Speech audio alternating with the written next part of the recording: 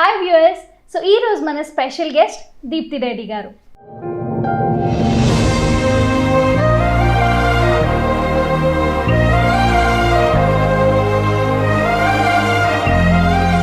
నమస్తే దీప్తి రెడ్డి గారు. నమస్తే. ముందుగా మీకు happy Christmas. Thank you so much. Wish you happy Christmas one and all. మీరు ఒక సోషల్ ఆంటర్ప్రెన్యూర్ అని మాకు తెలుసు, ప్రేక్షకులకి తెలుసు. కానీ అసలు దీప్తి రెడ్డి అంటే ఎవరు అని మీ మాటల్లో మా ప్రేక్షకుల కోసం.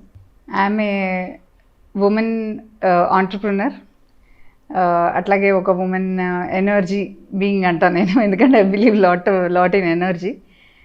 ఏ వ్యక్తి అయినా నేచర్లో కొన్ని థింగ్స్ ఉంటాయి like energy and all. I always wanted to use my energy for greater good. ఆ విధంగా ఒక మంచి చేయాలనుకునే ఒక మామూలు వ్యక్తిని నేను.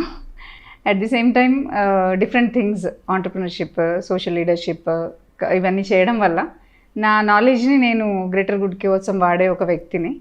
సో అట్లా women communities, natural food, natural farming, natural life style, ఇలాంటి రీజియన్ని నేను సెలెక్ట్ చేసుకున్నాను. ఎన్వైర్న్మెంట్ అనేది ఒక వింగ్, ఉమెన్ ఎంపవర్మెంట్ అనేది ఒక వింగ్. ఈ రెండు ఏరియాస్లో నేను వర్క్ చేస్తున్నానండి. సో మీ జర్నీ గురించి చెప్పండి. అంటే లైక్ మీరు ఏం చదువుకున్నారు, ఏం చేశారు before coming in to this field? Yeah, so 2012 I started my first enterprise, Idya Eco Living Private Limited. Okay. Before that నేను ఐ వాజ్ లైక్ జనరల్గా తెలుగు స్టేట్స్లో girl is like you have to become doctor. So I studied BiPC. I'm from rural Telangana town Karimnagar. So CBSE స్కూల్లో చదువుకున్నాను. లక్కీగా I was fortunate 6th class వరకు. తర్వాత 10th I shifted to state and suddenly I was a Pratibha Award winner. I was a topper, district 3rd or something for I was. So BiPC తీసుకున్నాను. ఒక రెండు మూడు seats అప్పట్లో ఏంటంటే private college అలా ఒక ర్యాంక్ రావడం, ప్రైవేట్ మెడికల్ కాలేజ్ రావడం వల్ల నేను తీసుకోకుండా గవర్నమెంట్ వస్తేనే తీసుకుంటానని చెప్పేసి అట్లా ఒక 3 సీట్లు సైట్ వల్ల ఇంకోటి డిఫరెంట్ రీజన్స్ వల్ల I last 3 seats that year. Anyway I thought okay I will take agriculture as my subject అనుకున్నాను. అప్పటికి నాకు చెట్లు అన్న, ప్రకృతి అన్న చాలా చిన్నప్పటి నుంచి కూడా అలైన్మెంట్ ఉండేది. మేము చదివింది కూడా లారెల్ స్కూల్ అని నేచర్ స్కూల్ ఉండేది కరీంనగర్లో.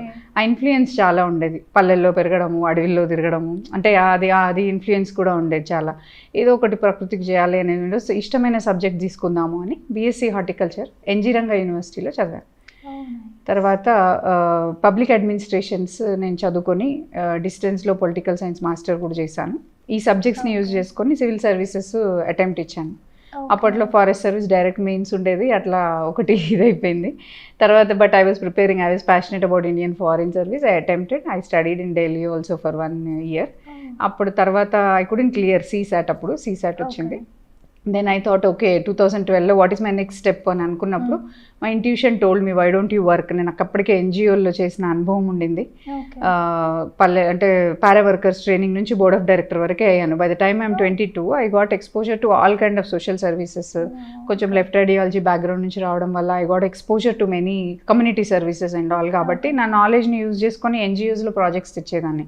అప్పట్లోనే నా ఫస్ట్ ఆర్టికల్ కూడా అలాగే ఉండేది. 12 ఊర్లలో నేను I bought some using global contacts, bought some lights into the villages, rural livelihoods, tribals తో. So this exposure, so I thought okay ఎలాగూ నాకు ఎక్స్పోజర్ ఉంది, హార్టికల్చర్ చదువుకున్న అనుభవం ఉంది, ఎన్వైరన్మెంటల్ దీని మీద ఏరియా మీద ఎందుకు చేయకూడదు అని I wanted to do something to the nature and 5 cosmic elements. That's when I first company ఇదియా ఎకో లివింగ్ ప్రైవేట్ లిమిటెడ్ 2012లో పెట్టాను.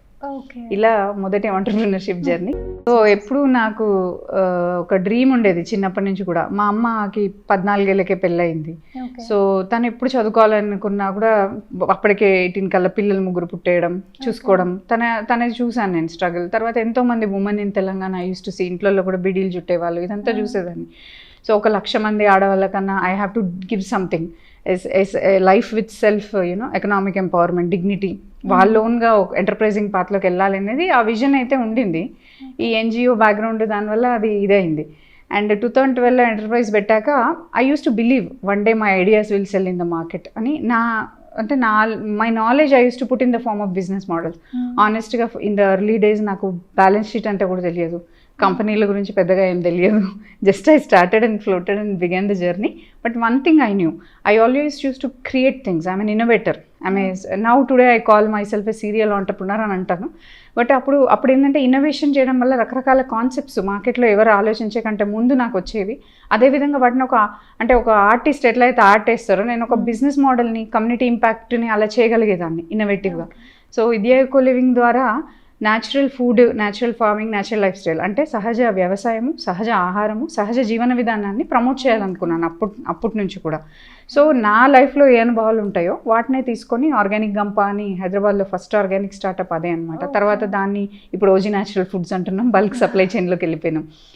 మెల్లగా ఫామ్ టూర్ అని అప్పట్లో రైతులకి ఒక కమ్యూనిటీ అంటే alternate tourism and revenue model ఇవ్వాలి అని చెప్పేసి అట్లా డిఫరెంట్ థింగ్స్ చేశాను. అగ్రి పేజ్ అని కొన్ని ఈవెంట్స్, మంచ్, అప్పట్లోనే ఆర్గానిక్ మీటప్స్ అని చేసేది.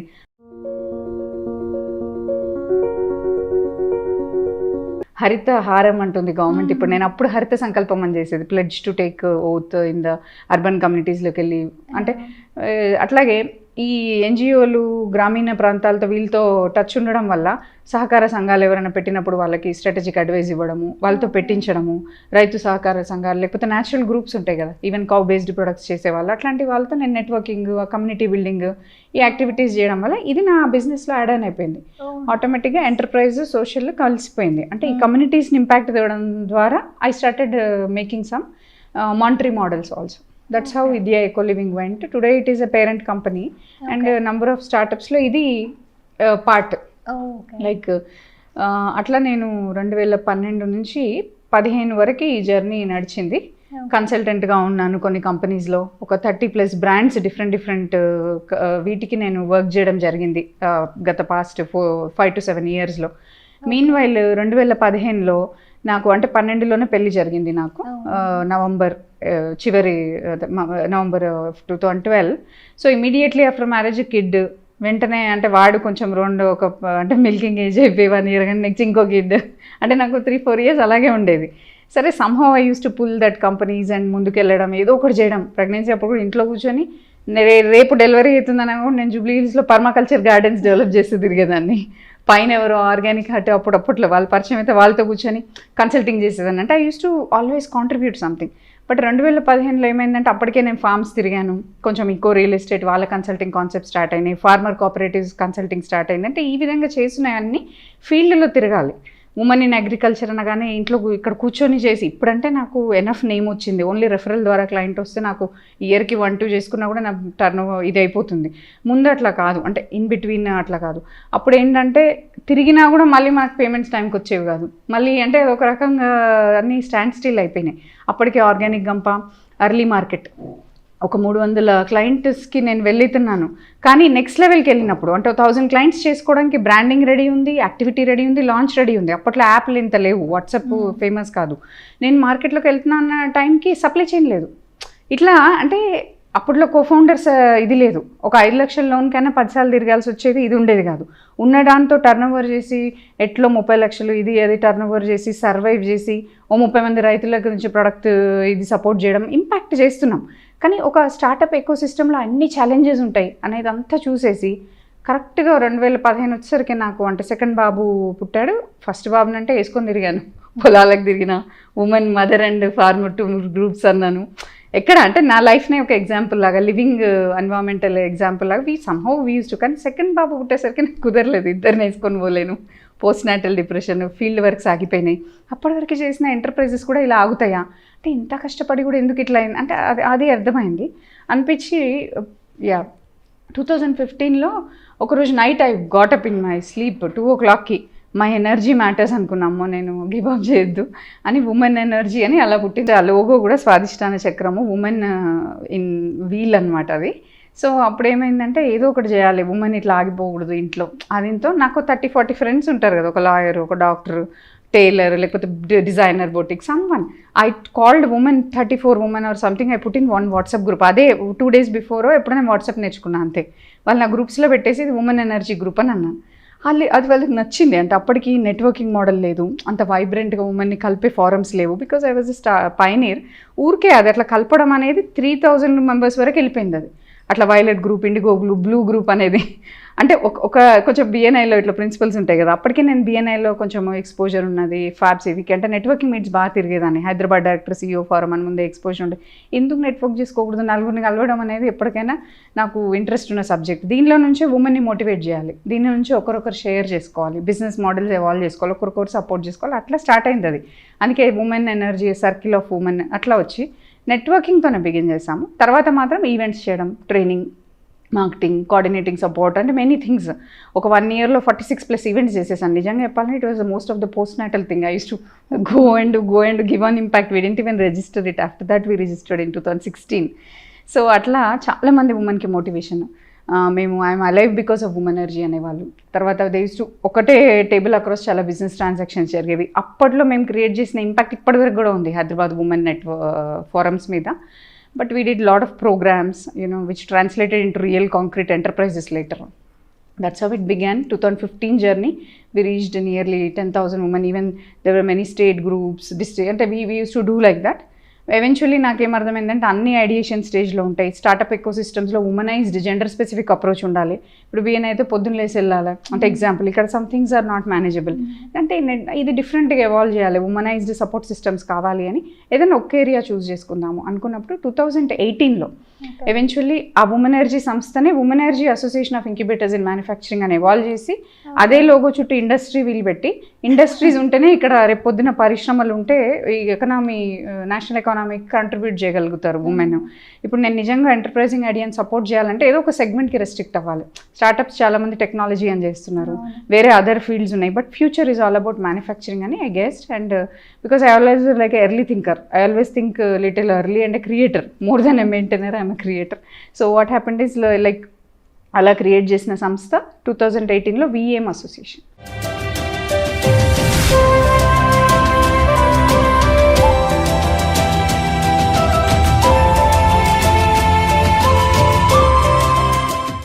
దాని ద్వారా మళ్ళీ ఇంక్యుబేషన్ అనే వర్డ్ వాడి ఉమెన్ మ్యానుఫ్యాక్చరర్స్, ఉత్పత్తిదారులు, ఉమెన్ మేక్ హ్యాపీ మ్యానుఫ్యాక్చరర్స్ అనే ట్యాగ్, 1 lakh ఉమెన్ విజన్ అనే నా డ్రీమ్ని, మిషన్ని డిక్లేర్ చేసి పబ్లిక్గా ఆ గ్రూప్లో అది అన్ని సెక్షన్ 8 కంపెనీగా చేసి సంవత్సరానికి ఇప్పుడు ఒక 100 members ఉమెన్కైనా రీచ్ అవుట్ అయ్యే విధంగా ఇంక్యుబేషన్ అనగానే ఇట్లా ఏదో వెళ్ళి కలిసి ఈడిపి ట్రైనింగ్ ఇచ్చినట్టు కాదు కదా, ఎండ్ టు ఎండ్ చేయాల్సి వస్తుంది. అంటే ఒక్కొక్క ఎంటర్ప్రైజ్తో 3 ఏళ్ళ జర్నీ ఉండాల్సి వస్తుంది.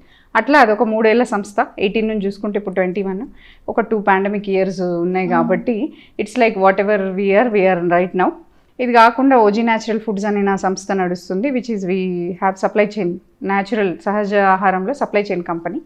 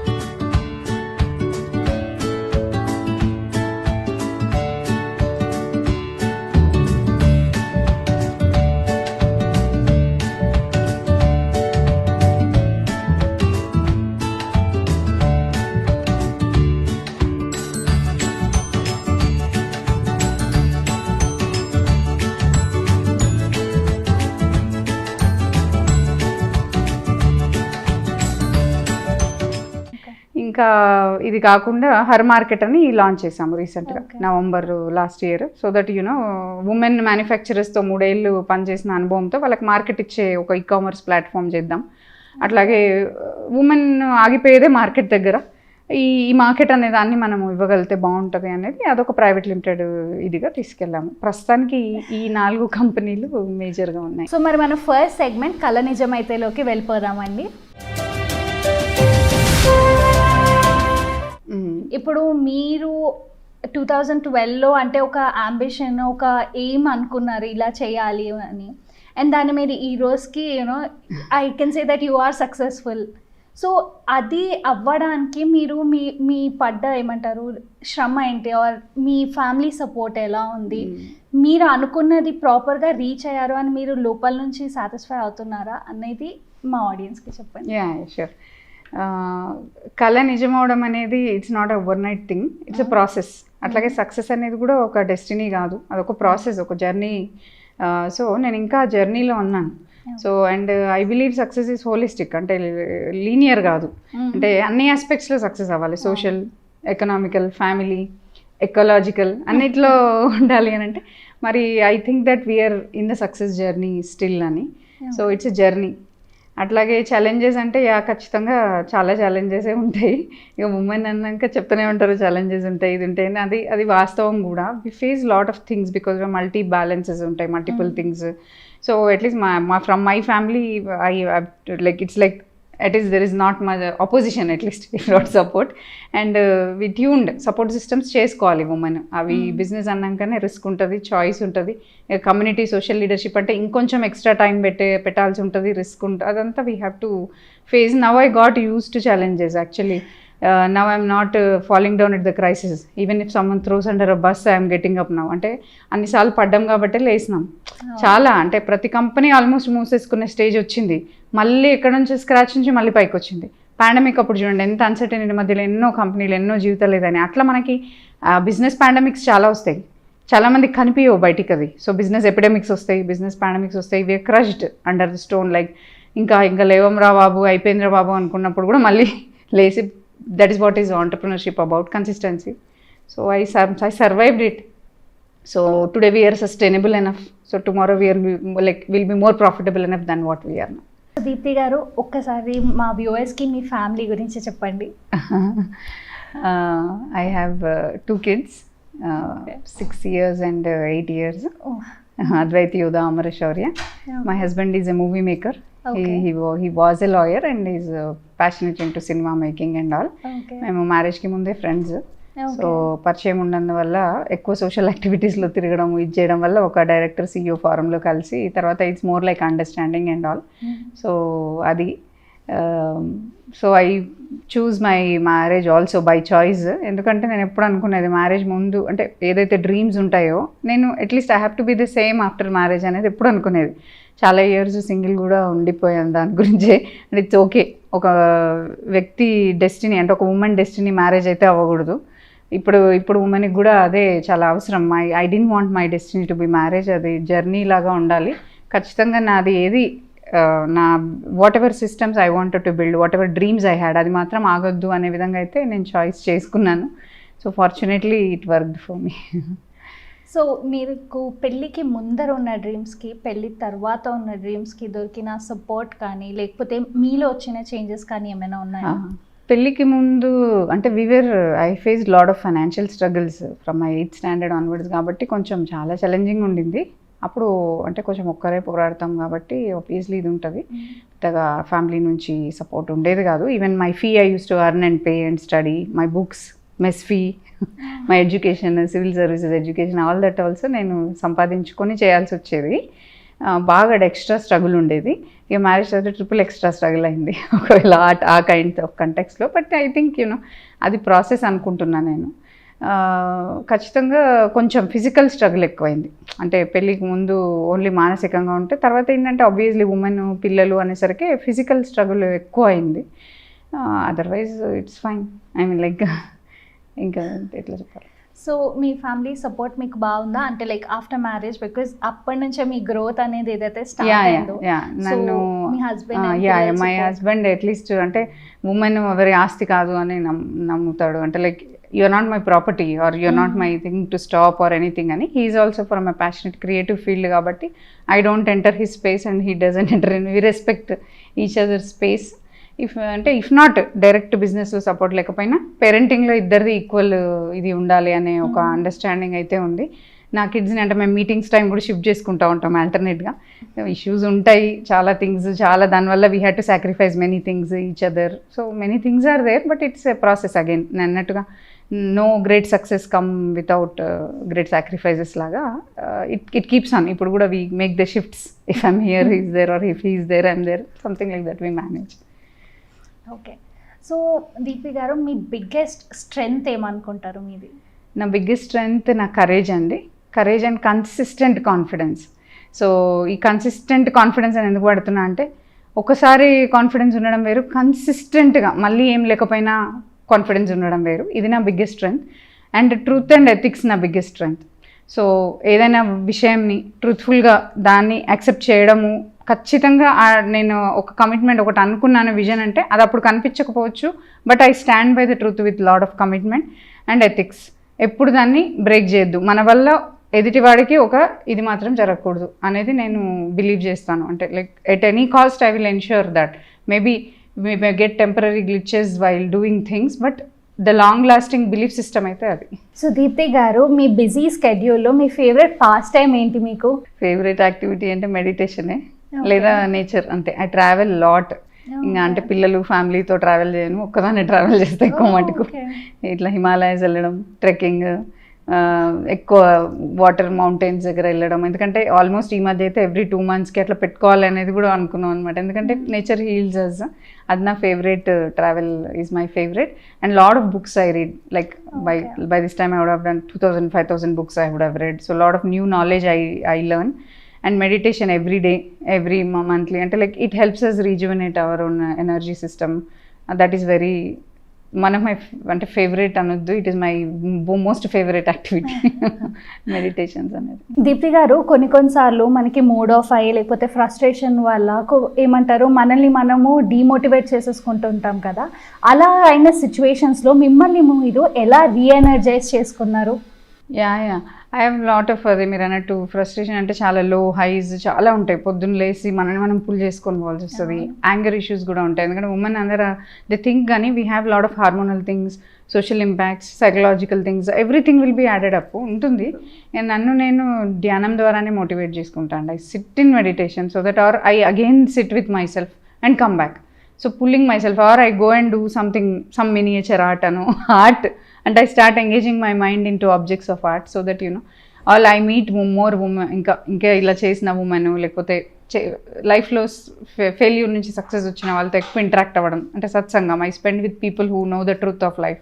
That motivates me and I motivate myself every day in front of my mirror. I think okay, today's your day, start again. So viewers, మన సెకండ్ సెగ్మెంట్ అయిన అమ్మ చేతి ముద్దాలోకి వెళ్ళిపోయే ముందు ఒక స్మాల్ బ్రేక్ తీసుకుందాం.